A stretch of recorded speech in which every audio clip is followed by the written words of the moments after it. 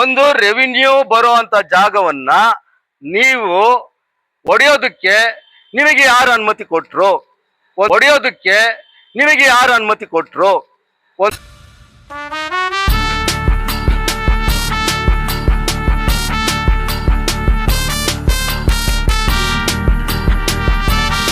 ಎಲ್ಲರಿಗೂ ನಮಸ್ಕಾರ. ಇವತ್ತು ಕೆಜಿಎಫ್ ಐಕ್ಯತಾ ಸಮಿತಿ ಇವತ್ತು ಸಾಯಂಕಾಲ ಒಂದು ಸಭೆಯನ್ನು ಏರ್ಪಡಿಸಿದ್ದೇವೆ. ಈ ಸಭೆಯ ಉದ್ದೇಶ ಏನಂದ್ರೆ, ಇವತ್ತು ಸ್ಲಾಡರ್ ಹೌಸ್ದೊಂದು, ಹುಲ್ಲು ಮಾರ್ಕೆಟ್ದೊಂದು, ಮುಂದಿನ ದಿನಗಳಲ್ಲಿ ಒಳಗಡೆ ಇರೋ MG ಮಾರ್ಕೆಟ್ ಅಂಗಡಿಗಳದೊಂದು, ಈ ತರ 3 ವಿಷಯಗಳನ್ನ ಇವತ್ತು ನಮ್ಮ ಮುಂದೆ ಮಾರ್ಕೆಟ್ನಿಂದ ಅಲ್ಲೂ ಮುಖಂಡರುಗಳು ಮತ್ತು ಅಲ್ಲಿರೋ ವ್ಯಾಪಾರಸ್ಥರೆಲ್ಲ ಬಂದಿದ್ದಾರೆ. ನಾನು ಮೊದಲು ಸಬ್ಜೆಕ್ಟ್ ಹೋಗ್ಬಿಡ್ತೀನಿ. ಮೊದಲು ಸಬ್ಜೆಕ್ಟ್ ಏನಂದ್ರೆ, ಏಕಾಏಕಿ ಹೋಗ್ಬಿಟ್ಟು ಹುಲ್ಲು ಮಾರ್ಕೆಟ್ ಅಂಗಡಿ ಒಳಗಡೆ ಅಂಗಡಿಗಳನ್ನ ಡೆಮಾಲಿಷ್ ಮಾಡಿ ತಪ್ಪು, ಅದು ಕಾನೂನು ಬಾಹಿರ. ಇದನ್ನ ಯಾಕೆ ಹೇಳ್ತೀನಿ ಅಂದ್ರೆ, ನೋಡಿ, ಇದು KGF ಜನತೆ ಗೊತ್ತಾಗ್ಬೇಕು. ಸೇವ್ ಯುನೈಟೆಡ್ ಫ್ರಂಟ್ ಏನ್ ಹೇಳ್ತಾ ಇದೆಯೋ ಅದು ನಾಳೆ ಇರ್ತದೆ. ಇದು ಕಾನೂನು ರೀತಿಯಾಗಿ ನಾನು ಹೇಳ್ತಾ ಇರೋ ವಿಷಯಗಳು ಏನಂದ್ರೆ, 15/9/25 ಒಂದು ಸಾಮಾನ್ಯ ಸಭೆ ನಡೀತದೆ ನಗರಸಭೆಯಲ್ಲಿ. ಆ ಸಭೆಗೆ ಎಲ್ಲ ನಗರಸಭೆ ಸದಸ್ಯರು, ಅಧ್ಯಕ್ಷರು, ಉಪಾಧ್ಯಕ್ಷರು, ಸ್ಟ್ಯಾಂಡಿಂಗ್ ಕಮಿಟಿ ಚೇರ್ಮನ್ ಹಾಗೂ ಇನ್ನು ಇತರರೆಲ್ಲ ಬಂದಿರ್ತಾರೆ. ಆ ಸಭೆಯ ನಡವಳಿಕೆಗಳಲ್ಲಿ ಏನ್ ಮಾಡ್ಬೇಕು ಅಂದ್ರೆ, ಕಾನೂನು ಪ್ರಕಾರ ಈ ಗ್ರಾಸ್ಮಟ್ ಅಂಗಡಿಗಳನ್ನ ಹೊಡಿಬೇಕಾದ್ರೆ ಅಲ್ಲಿ ಅವ್ರು ಸಬ್ಜೆಕ್ಟ್ ತಗೊಂಡೋಗ್ಬೇಕಾಗಿತ್ತು. ಫಸ್ಟ್ ಆ ಮೀಟಿಂಗ್ ನಲ್ಲಿ ಸಬ್ಜೆಕ್ಟ್ ಇಡಬೇಕಾಗಿತ್ತು. ಇವತ್ತು ಎಕ್ಸ್ ಆಗ್ಬಿಟ್ಟವ್ರೆ, ಅಧ್ಯಕ್ಷರಾಗ್ಲಿ ಉಪಾಧ್ಯಕ್ಷರಾಗ್ಲಿ. ಪೌರಾಯುಕ್ತರು ಆ ಸಭೆಯಲ್ಲಿ, ಆ ನಡವಳಿಕೆಯಲ್ಲಿ, ಆ ದಿನದಲ್ಲಿ ಇಂಥ ಹುಲ್ಲು ಮಾರ್ಕೆಟ್ಲಿರೋ ಅಂಗಡಿಗಳನ್ನ ನಾವು ಡೆಮಾಲಿಷ್ ಮಾಡ್ತಾ ಇದ್ದೀವಿ. ಈ ಡೆಮಾಲಿಷ್ ಮಾಡಿದ ಮೇಲೆ ನಾವು ಮುಂದಿನ ಕ್ರಮ ಏನ್ ತಗೋಬೇಕು ಅಂದ್ರೆ ಆ ಮೀಟಿಂಗ್ ನಲ್ಲಿ ಸಬ್ಜೆಕ್ಟ್ ಇಡಬೇಕಾಗಿತ್ತು. ಅಲ್ಲಿ ಸಬ್ಜೆಕ್ಟೇ ಇಟ್ಟಿಲ್ಲ ಇವರು. ಎರಡನೇದಾಗಿ 5ನೇ ತಾರೀಕು 10ನೇ ತಿಂಗಳು ಒಳ್ಳಲ್ ಮುನ್ಸ್ವಾಮಿ ಸ್ಟ್ಯಾಂಡಿಂಗ್ ಕಮಿಟಿ ಚೇರ್ಮನ್, ಸ್ಥಾಯಿ ಸಮಿತಿ ಅಧ್ಯಕ್ಷರು ಹೋಗಿ ನಿಂತ್ಕೊಂಡು ಅಲ್ಲೂ ಒಂದು 2 ನಗರಸಭೆ ಸದಸ್ಯರು ನಿಂತ್ಕೊಂಡು ಡೆಮಾಲಿಷ್ ಮಾಡ್ತಾರೆ. ಒಂದು ಅಲ್ಲಿ ಆ ದಿನದಲ್ಲಿ ಪೌರಾಯುಕ್ತರು ಅಲ್ಲಿ ಬಂದಿಲ್ಲ, ಅಧಿಕಾರಿಗಳು ಯಾರು ಬಂದಿಲ್ಲ, ಇವ್ರು ಹೋಗಿ ಮಾಡ್ತಾರೆ. ಅದು ಟೋಟಲಿ ಕಾನೂನು ಬಾಹಿರ.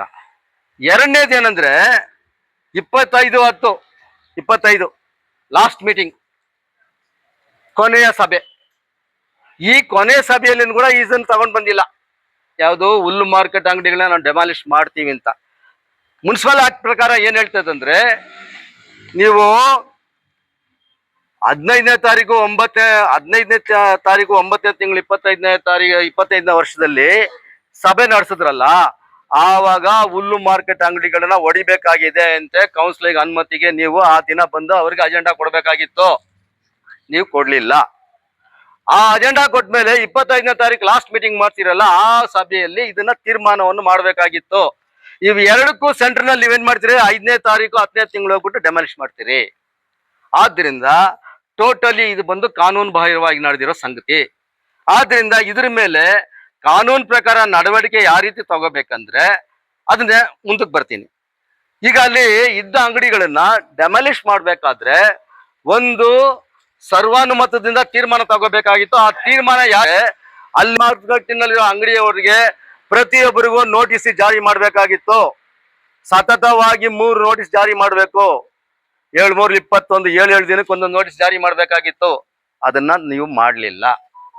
ಆ ನೋಟಿಸ್ ತಗೊಂಡ ಮೇಲೇನೂ ಅವರು ನಿಮಗೆ ಸಹಕಾರ ಕೊಡ್ದಂಗೆ ಹೋದಾಗ ಅದನ್ನೇನ್ ಮಾಡ್ಬೇಕಾಗಿತ್ತು ಅಂದ್ರೆ, ಒಂದು ಕಡೆ ಅಲ್ಲಿ ಒಂದು ಅಂಗಡಿ ಅಲ್ಲ ಇರೋದು, 114 ಅಂಗಡಿಗಳಿರೋದು. ಇದನ್ನ ಬಂದು ನೀವು DMAಗೂ ಸೆಕ್ರೆಟರಿಗೂ ಇನ್ಫಾರ್ಮ್ ಮಾಡ್ಬೇಕಾಗಿತ್ತು. ಇದು DC ಗಮನಕ್ಕೂ ತಗೊಂಡು ಹೋಗ್ಬೇಕಾಗಿತ್ತು, ಮಾನ್ಯ ಜಿಲ್ಲಾಧಿಕಾರಿಗಳ ಗಮನಕ್ಕೂ ತಗೊಂಡು ಹೋಗ್ಬೇಕಾಗಿತ್ತು. ಅದ್ರ ಮೇಲೆ ನಾವು ಪ್ರೊಟೆಕ್ಷನ್ ತಗೊಂಡು ನೀವು ಮಾಡ್ಬೇಕಾಗಿರೋ ಕೆಲಸವಾಗಿತ್ತು. ಅದನ್ನ ನೀವು ಮಾಡ್ಲಿಲ್ಲ. ಪೊಲೀಸ್ ಡಿಪಾರ್ಟ್ಮೆಂಟ್ಗೆ ಹೇಳ್ಬಿಟ್ಟು ಪೊಲೀಸರು ನಿಂತ್ಕೊಂಡು ನೀವು ಅನ್ನಾಥರೈಸ್ರಾಗಿ ಅದನ್ನ ಕಟ್ಟಡವನ್ನು ಕೆಡವಿದ್ದೀರಿ. ಈಗ ಕಟ್ಟಡ ಕೆಡವಿದ್ದಕ್ಕೆ ನಾನು ತಿರ್ಗಾ ನಗರಸಭೆಗೆ ಬರ್ತೀನಿ, ಪೌರಾಯುಕ್ತರೇ ತಮ್ಮಲ್ಲಿ ಬರ್ತೀನಿ, ನಿಮ್ಮ ವಿಷಯಕ್ಕೆ ಬರ್ತೀನಿ. ಈಗ ನೀವು ಇವಾಗ ಆಂಜನೇಯಲು ಕಮಿಷನರ್ ಆಗಿದ್ದೀರಿ.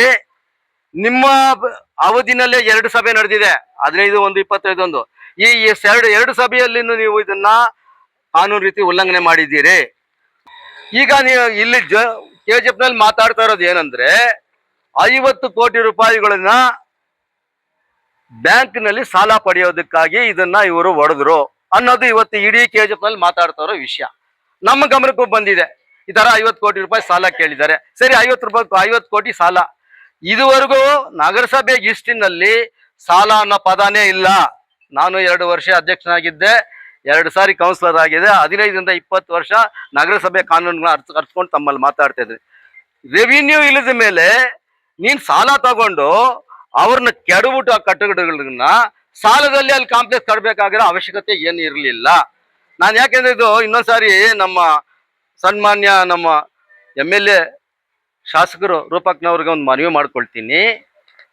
ನಮಗೆ ಒಂದು ಕರ್ನಾಟಕದಲ್ಲಿ 2 ಜಾಗದಲ್ಲಿ ಅತಿ ಹೆಚ್ಚಿನ 1800 ಅಂಗಡಿ ಇದ್ದಿದ್ದು, ಒಂದು ಹುಬ್ಳಿ ಧಾರವಾಡ, ಅದು ಮಹಾನಗರ ಪಾಲಿಕೆ ಆಗಿದ್ದ ಮೇಲೆ ಕರ್ನಾಟಕದಲ್ಲಿ ಇವತ್ತು ನಗರಸಭೆ ಆಸ್ತಿ ಅಂಗಡಿಗಳು 1800 ಅಂಗಡಿ ಇರೋದಕ್ಕೆ ಒಂದೇ ಒಂದು KGF ಮಾತ್ರನೇ. ಇದುವರೆಗೂ ಸ್ಯಾನಿಟರಿ ಬೋರ್ಡ್ ಇತ್ತು, ಆಮೇಲೆ ಪುರಸಭೆ ಆಯ್ತು, ಆಮೇಲೆ ನಗರಸಭೆ ಆಯ್ತು. ಇಷ್ಟಾದ ಮೇಲೆ ಇದುವರೆಗೂ ಸಾಲ ಅನ್ನೋ ಪದಕ್ಕೆ ಎಲ್ಲಿ ಬ್ಯಾಂಕ್ನಲ್ಲೂ ಸಾಲ ಮಾಡಿಲ್ಲ ಈ ನಗರಸಭೆ. ಇವತ್ತು ಈ 35 ಕೌನ್ಸಿಲರ್ಗಳು ಇರೋರೆಲ್ಲ ಸೇರ್ಕೊಂಡು ಇದನ್ನ ಎತ್ಕೊಂಡು ಒತ್ತೆಯಾಳಿಯಾಗಿ ಒಂದು ಬ್ಯಾಂಕ್ನಲ್ಲಿ ಸಾಲಕ್ಕಾಗಿ ನೀವು ಒತ್ತೆ ಇಡಬೇಕಾಗಿರೋ ಅವಶ್ಯಕತೆ ಇರಲಿಲ್ಲ. ಯಾಕೆ ಇದನ್ನ ಹೇಳ್ತೀನಿ ಅಂದ್ರೆ, ಇವಾಗ ಅಂಗಡಿಗಳನ್ನೇ ಕೆಡವ್ಬಿಟ್ರಿ, ಅವು ಬಡಪಾಯಿಗಳು ಎಲ್ಲೋಗಿ ಬದುಕಬೇಕು? ನಾ MLA ಶಾಸಕರು ಇನ್ನೊಂದ್ಸಾರಿ ಮತ್ತೆ ಕೇಳ್ತೀನಿ, ಆ ಬಡಪಾಯಿಗಳು ಎಲ್ಲೋಗಿ ಬದುಕಬೇಕು? ಇವತ್ತು ಕೂಲಿನ ಅಲ್ಲಿ ಮಾಡ್ಕೊಂಡು ಅಲ್ಲಿ ಬಂದು ಏನೋ ಹೊಟ್ಟೆ ಪಾಡಿಗಾಗಿ ಒಂದು ಅಂಗಡಿ ಕಟ್ಕೊಂಡು ಏನೋ ನಗರಸಭೆಗೆ ಅವ್ರು ರೆವಿನ್ಯೂ ಕಟ್ಕೊಂಡು ಅಂಗಡಿಯಲ್ಲಿ ವಾಸ ಮಾಡ್ತಾ ಇದ್ರು. ನೀವು ಅವ್ರಿಗೆ ಮೊದಲೇ ತಿಳಿಸ್ಬೋದಾಗಿತ್ತು, ನೋಡಪ್ಪ ಇದನ್ನ ಹಿಂಗ್ ಮಾಡ್ತಾ ಇದ್ದೀವಿ, ನಿಮ್ಗೆ ನಾಳೆ ಅನುಕೂಲ ಮಾಡ್ಕೊಡ್ತೀವಿ, ಇರೋರಿಗೆ ಈ ಅಂಗಡಿಗಳೆಲ್ಲ ಕೊಡ್ತೀವಿ, ಇವಾಗ ಸದ್ಯಕ್ಕೆ ಒಂದು ಜಾಗ ತೋರಿಸ್ತೀನಿ, ಅಲ್ಲೋಗಿ ನೀವು ಅಂಗಡಿ ಇಟ್ಕೊಳ್ಳಿ. ಯಾಕೆಂದ್ರೆ ನೀವು ಹೊಡೆದಿರೋದು 2.25 ಎಕರೆ, ಇನ್ನೂ 4 ಎಕರೆವರೆಗೂ ಹೊಡಿಬೇಕು ಅಂತ ಹೇಳಿದ್ರೆ, ಆದ್ರೆ ಬಂದು 14ರಿಂದ 15 ಎಕರೆ ಜಮೀನು ಅಲ್ಲಿದೆ ಟೋಟಲ್ ಆಗಿ. ಅಲ್ಲಿ ಎಲ್ಲೋ ಒಂದ್ ಕಡೆ ಅವ್ರಿಗೆ ವ್ಯವಸ್ಥೆ ಮಾಡ್ಕೊಡ್ಬೋದಾಗಿತ್ತಲ್ಲ, ಕೊಟ್ಟಿದ್ರೆ ಅವ್ರು ಅಲ್ಲೋಗಿ ಶಿಫ್ಟ್ ಆಗಿ ಅಲ್ಲ ಅವ್ರು ವ್ಯಾಪಾರ ಮಾಡ್ಕೊಂಡು ಏನೋ ಮಾಡ್ಕೊಂಡಿರೋರಲ್ಲ. ಅದನ್ನ ನೀವು ಮಾಡ್ದಂಗೆ ಅಂಗಡಿ ಒಡ್ಡಿದ್ದು ಕಾನೂನು ಬಾಹಿರವಾಗಿರ್ತದೆ. ಅದೇ ತರ ಬಂದು ನೀವು ರೆವಿನ್ಯೂ ವಿಷಯದಲ್ಲಿ ಕೈ ಇಟ್ಟಿದ್ದೀರಿ. ಈ ರೆವಿನ್ಯೂ ಏನಂದ್ರೆ, ಮುನ್ಸಿಪಲ್ ಆಕ್ಟ್ ಏನ್ ಹೇಳ್ತದ್ರೆ ಅಂದ್ರೆ, ನಗರಸಭೆಗೆ ಬರ್ಬೇಕಾಗಿರೋ ಕಂದಾಯ ಕರ ವಸೂಲಿ ಅಲ್ಲಿ ಏನಾದ್ರು ಏರುಪೇರಾದ್ರೆ ಅದು ನಗರಸಭೆ ಸೊತ್ತಾಗಿದ್ದು, ಆ ಸೊತ್ತನ್ನ ಬಂದು ಇವತ್ತಿನ ಸಬ್ ರಿಜಿಸ್ಟರ್ ವ್ಯಾಲ್ಯೂ ಏನಿದೆ, ಒಂದು 1964 ಆಕ್ಟ್ ನಲ್ಲಿ ಏನ್ ಹೇಳ್ತದೋ ಅದರ ಪ್ರಕಾರ ಬಂದು ನೀವು ಅದನ್ನ ರೆವಿನ್ಯೂ ನಗರಸಭೆಗೆ ತಲುಪಿಸಬೇಕಾಗಿತ್ತು. ರೆವಿನ್ಯೂ ಕಮ್ಮಿ ಆದಾಗ ಏನಾಗುತ್ತಂದ್ರೆ, ಈಗ ಏನಿತ್ತು ಈ ಕೌನ್ಸಿಲಿಂಗ್ ಬಾಡಿ, ಇದರ ಮೇಲೆ ಕೇಸ್ ಫೈಲ್ ಆಗುತ್ತೆ. ಇವಾಗ ಎಕ್ಸ್ ಆಗ್ಬಿಟ್ಟಿದ್ದೀರಿ ಎಲ್ರು. ಆದ್ರೇನು ಬಂದು ಇದಕ್ಕೊಂದು ಉದಾಹರಣೆ ಕೊಡ್ತೀನಿ ಕೇಳಿ. ಇವತ್ತು ಎಸ್ ರಾಜೇಂದ್ರನ್ MLA ಆಗಿದ್ರು, ಮೀರಾಜುದ್ದೀನ್ ಪಾಟೀಲ್ ಬಂದು ಪೌರಾಡಳಿತದ ಮಿನಿಸ್ಟರ್ ಆಗಿದ್ರು, ಅವತ್ತು ನಗರಸಭೆ ಮಿನಿಸ್ಟರ್ ಆಗಿದ್ರು ಅವರು. ಆ ದಿನಗಳಲ್ಲಿ ಗೌತಮ್ ನಗರ್ನಲ್ಲಿ ಏನಾಯ್ತು, ದಾಸಣ್ಣ ಪ್ರೆಸಿಡೆಂಟ್ ಆಗಿದ್ರು. ಆ ದಿನದಲ್ಲಿ ಬಂದು ಸಬ್ ರಿಜಿಸ್ಟರ್ ವ್ಯಾಲ್ಯೂನ ಕಮ್ಮಿ ಆಗಿ ಆ ದಿನದಲ್ಲಿ ಆಕ್ಷನ್ ಮಾಡಿದ್ರಿಂದಾನೇ ಸುಮಾರು 16 ವರ್ಷ ಕೇಸ್ ನಡೀತು. 30 ಆವಾಗ ಭಕ್ತಣ್ಣನು ಪ್ರಾಣವಾಗಿದ್ದಾರೆ, ಭಕ್ತಣ್ಣನು ಕೋರ್ಟ್ ಸುತ್ತಿದ್ವಿ, ಈ ತರ ಅದ್ರಲ್ಲಿ ಪೊನ್ಷನ್ ದಶಗ್ರಹಣ ಕೊಟ್ಟಿದ್ದಾರೆ. ಅದ್ರಲ್ಲಿ ನಾನು ಅವತ್ತು ಆ ಸಭೆಗೆ ಹಾಜರಾಗ್ಲಿಲ್ಲ. ಸಭೆಗೆ ಹಾಜರಾಗಿದ್ರೆ ನಾನು ಅವತ್ತು ಕೋರ್ಟ್ಗೆ ಹೋಗ್ಬೇಕಾಗಿತ್ತು, ಅವತ್ತು ನಾನು ಹೋಗ್ಲಿಲ್ಲ. ಅದೇ ರೀತಿ ಇದು ಮುಂದಿನ ದಿನಗಳಲ್ಲಿ ಆಗ್ತದೆ. ಆದ್ರಿಂದ ನಾನು ಮತ್ತೆ ನಮ್ಮ MLA ಮೇಡಮ್ನವ್ರಲ್ಲಿ ಮನವಿ ಮಾಡ್ಕೊಳ್ತೀನಿ, ಇಂಥ ಕಾನೂನು ಬಾಹಿರವಾದ ಕೆಲಸಗಳಲ್ಲಿ ಕೈ ಹಾಕೋದು ಎಷ್ಟು ಮಾತ್ರ. ಯಾಕಂದ್ರೆ ನಿಮ್ಗೆ ಒಳ್ಳೆ ಹೆಸರಿದೆ, ಒಳ್ಳೆ ಅಭಿವೃದ್ಧಿ ಕೆಲಸಗಳು ಮಾಡ್ತಾ ಇದ್ದೀರಿ. ಇವತ್ತು ಗ್ರಾಸ್ ಮಾರ್ಕೆಟ್ ನೀವು ಹೊಡೆದ್ಬಿಟ್ರಿ, ಅವರೆಲ್ಲ ಬಂದು ಇವತ್ತು ಕಣ್ಣೀರ್ ಇಡ್ತಾ ಇದ್ದಾರೆ. ಮೇಡಮ್ ಅವ್ರು ನಮ್ಗೆ ಆಶ್ವಾಸನೆ ಕೊಟ್ಟಿದ್ದಾರೆ, ಯಾವಾಗ ನೀವು ಬ್ಯಾಂಕ್ನಲ್ಲಿ ಲೋನ್ ತಗೊಂಡ್ಮೇಲೆ ಅದನ್ನ ಅಲ್ಲೊಂದು ಫೌಂಡೇಶನ್ ಹಾಕಿ ಅದನ್ನ ಕಟ್ಟಡ ಕಟ್ಟಿ ಅವ್ರು ಕೊಡ್ಬೇಕಾದ್ರೆ ಎಷ್ಟು ವರ್ಷ ಆಗ್ತದೆ ಹೇಳಿ. ಈಗೇನಾಯ್ತು, ನೀವೆಲ್ಲ ಮಾಡ್ಬಿಟ್ರಿ. ಇವಾಗ ಇದುವರೆಗೂ ಇಂಜಿನಿಯರ್ಗಳಾಗ್ಲಿ ಅವ್ರಿಗಾಗಲಿ ಅದನ್ನ ಬಂದು ಒಂದು ಪ್ರಾಜೆಕ್ಟ್ ರಿಪೋರ್ಟ್ ರೆಡಿ ಮಾಡಿ DMAಗೂ HOD ಕಳಿಸಿ DC-ಗೆಲ್ಲ ಕಳಿಸಿ ಅಲ್ಲಿಂದ ಅಪ್ರೂವಲ್ ಆಗಿ ಬಂದ ಮೇಲೆ ತಾನೇ ಅದು ಕಾರ್ಯಕ್ರಮ ಸ್ಟಾರ್ಟ್ ಆಗೋದು. ಅದುವರೆಗೂ ಅವ್ರು ಎಲ್ಲೋಗಿರ್ಬೇಕು? ಯಾಕೆಂದ್ರೆ ನಾನು ಇದನ್ನೆಲ್ಲ ಯಾಕೆ ಹೇಳ್ತೀನಿ ಅಂದ್ರೆ, ಇದು KGF ಜನತೆಗೆ ಗೊತ್ತಾಗ್ಬೇಕು, ಇಲ್ಲಿ ತಪ್ಪು ನಡೀತಾ ಇದೆ ಅನ್ನೋದು ಗೊತ್ತಾಗ್ಬೇಕು. ಅದೇ ರೀತಿ ಮುಂದಿನ ದಿನಗಳಲ್ಲಿ ಈ ರೆವಿನ್ಯೂ ವಿಷಯದಲ್ಲಿ ಈ ತರ ಆಗಿರೋದ್ರಿಂದ ಇವಾಗ ಅದು ಕಟ್ಬೇಕಾದ್ರೆ 2 ವರ್ಷ 3 ವರ್ಷ ಆಗ್ತದೆ. ಅದುವರೆಗೂ ರೆವಿನ್ಯೂ ಲಾಸ್ ನಗರಸಭೆಗೆ. ಆ ರೆವಿನ್ಯೂ ಲಾಸ್ ಆದಾಗ ಅದನ್ನ ಯಾರು ಕಟ್ಕೊಡೋರು? ಯಾವತ್ತೂ ರೆವಿನ್ಯೂ ಇಟ್ಕೊಂಡೇ ಒಂದು ಕಂದಾಯ ಕರವಸೂಲಿ ಇಟ್ಕೊಂಡೇ ಒಂದು ನಗರಸಭೆ ಫಾರ್ವರ್ಡ್ ಆಗೋದು. ಆದ್ದರಿಂದ ಇಂಥದನ್ನ ಮುಂದಿನ ದಿನಗಳಲ್ಲಿ ಇವಾಗ ನೆಕ್ಸ್ಟ್ ಇನ್ನೊಂದ್ ಕಡೆ ಹೊಡಿಬೇಕು ಅಂತ ತೀರ್ಮಾನ ಮಾಡ್ಕೊಂಡಿದ್ದೀರಿ ಅಂತೆ. ಆ ತೀರ್ಮಾನದಲ್ಲಿ ಪಾಪ ಇವತ್ತು ಕಂಪ್ಲೀಟ್ ಮಾರ್ಕೆಟ್ ಅವರು ಅಬ್ಜೆಕ್ಷನ್ ಮಾಡ್ತಾ ಇದ್ದಾರೆ. ಒಂದೇ ಇಂಚು ಹೊಡೆಯಕ್ಕೆ ಬಿಡಲ್ಲ, ನಮ್ಮ ಪ್ರಾಣ ಹೋದ್ರೂ ರೆಡಿ ನಾವು ಇದ್ದೀವಿ ನಾವು ಲೆವೆಲ್ ಮಾತಾಡ್ತಾರೆ. ಅದು ಒಂದ್ ಕಡೆ ತಪ್ಪಾಗ್ತದೆ. ಇನ್ನೊಂದು ಇವಾಗ ಸ್ಲಾಟರ್ ಹೌಸ್ ಬರ್ತೀನಿ. ಸ್ಲಾಟರ್ ಹೌಸ್ ಅನ್ನ ಇವತ್ತು KGF ನಲ್ಲಿರೋ ಎಲ್ರು ಮಾತಾಡೋದು ಅದನ್ನು ಹೊಡೆದಾಕ್ತಾರೆ ಅಂತ ಹೇಳ್ತಾರೆ. ನಾನು ಅವರು ಇನ್ನೊಂದು ಮನವಿ ತಮ್ಮಲ್ಲಿ ಮಾಡ್ಕೊಳ್ಳೋದೇನಂದ್ರೆ, ನಾವು ಇದನ್ನು ಜಿಲ್ಲಾಧಿಕಾರಿಗಳ ಮುಂದೆ ತಗೊಂಡೋಗ್ತೀವಿ ಮುಂದಿನ ದಿನಗಳಲ್ಲಿ. ಅವರಿಗೆ ಸರಿಯಾದ ಒಂದು ಸ್ಥಳವನ್ನು ತೋರಿಸಿ, ಅವರು ಇವತ್ತು ರೆಡಿ ಇದ್ದಾರೆ, ಒಳ್ಳೆ ಸ್ಥಳವನ್ನು ತೋರಿಸಿ ನಮಗೆಲ್ಲ ಅನುಕೂಲಗಳನ್ನು ಮಾಡಿಕೊಟ್ರೆ ನಾವು ಅಲ್ಲಿ ಹೋಗಿ ಕಟ್ ಮಾಡಕ್ ಸಿದ್ಧ ಇದ್ದೀವಿ.